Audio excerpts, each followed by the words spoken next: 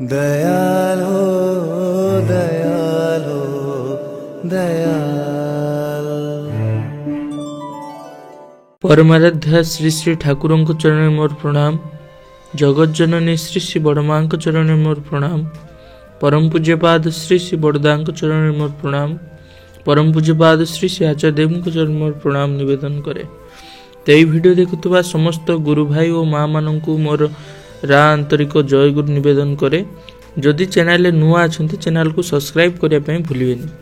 तो आज आम ये भिडियो जानिबा श्री श्री ठाकुर को जड़े भक्त आलोचना क्रमे पचारिले आपण कहिसंती प्रकृत धार्मिक प्रत्येक मुसलमान ख्रिस्टियान ही हिंदू ए कथार माने कौन। परम प्रेम श्री श्री ठाकुर कहउचंती मु तो आगुरु ही कहिछि ईश्वर एक, प्रेरित पुरुषगण एक वार्तावाही एवं धर्म भी एक।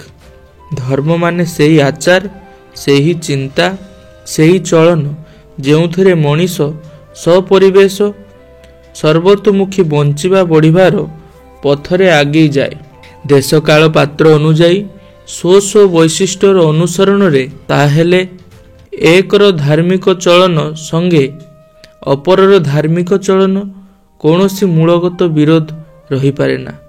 जदि वो वैशिष्ट्य अनुजाई उभयंकर चलन स्वतंत्र होई पारे, से हिसाब रे धार्मिक प्रत्येक ही एक पंथी। ता छड़ा कौनसी प्रेरित पुरुषों प्रति जदि केही निष्ठा संपन्न हुए एक सेही नैष्टिक अनुसरण भितर देई तार अन्यान्य प्रेरित पुरुष गण को जुगपत अनुसरण करा जाए। जेपरि मु जदि रामकृष्ण देव को अनुसरण करी चले ताहले तांको भितर देही मोर श्री रामचंद्र, श्री कृष्ण, श्री बुद्ध, जीशुख्रीष्ट, मोहम्मद, श्री चैतन्य देव समस्त को ही अनुसरण करा जाए। कारण एमानंकर मूल नीति एक। आउ प्रत्येक महापुरुषंकर ही निर्देश अन्यान्य महापुरुषों प्रति श्रद्धा नहीं चलिबा। तेणु मु सेई मानंकु काहाकु जदि भल पाए अन्य समस्तों को भी स्वत भावे ही भल पाइबी। तांकर ही विभिन्न मूर्ति जानी आउ सेमानंकर अनुगामी जेउ माने सेई मानंकु भी भल पाइबी निजर लोक भाबी। यह ही तो स्वाभाविक। ताहेले आउ खांटी मुसलमान खांटी ख्रिस्टियान भेद रहे केउठी? तेबे प्रत्येकंकर ही स्व पंथा अनुजाई खांटी देवा दरकार एवं अन्य समस्तों को भी सेमानंकर आदर्श अनुजाई खांटी होई उठिबार साहाय्य करिबा दरकार। सेतेबेले जणे गुरुंको निष्ठावान शिष्य मानंक मध्यरे जेपरि भाव जमी उठे, विभिन्न संप्रदाय भुक्त लोकों मध्यरे भी सेही परि भाव जन्मी उठे।